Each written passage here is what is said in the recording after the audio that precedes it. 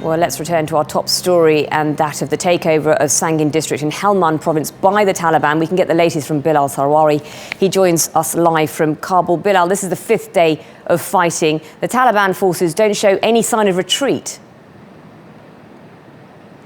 They don't. In the last few minutes, the Afghan National Army's commander in the district of Sangin admitted that despite the fact that at least 60 members of the Taliban were dead, their bodies were left behind. More and more Taliban reinforcements are arriving, and there's preparation for what he called a deadly battle. He does admit that the government is in a better position after an American airstrike, but the Taliban are only a few miles away from the district headquarters. Just tell us why Sangin matters for both sides. This can't be good for the Afghan government either. So, look, Helmand province produces almost 90% of the heroin that Afghanistan produces, and for that reason, it's the largest producer of heroin to the world. Sangin produces almost 60 to 70% of those opiums.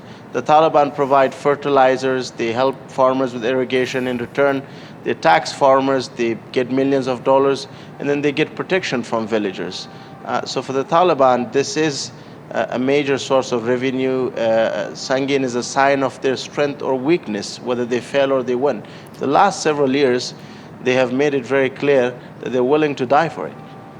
You spoke about US airstrikes a few moments ago. Can the Afghan military have any hope of regaining back Sangin if they are continued to be assisted by NATO and the US forces?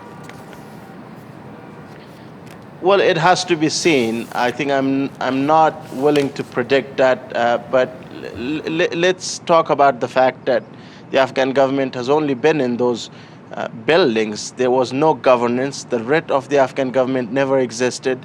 People went to Taliban, shadow judges, the schools closed. So the Afghan government was always there on paper. Okay, Bilal Sarwary in Kabul, thank you.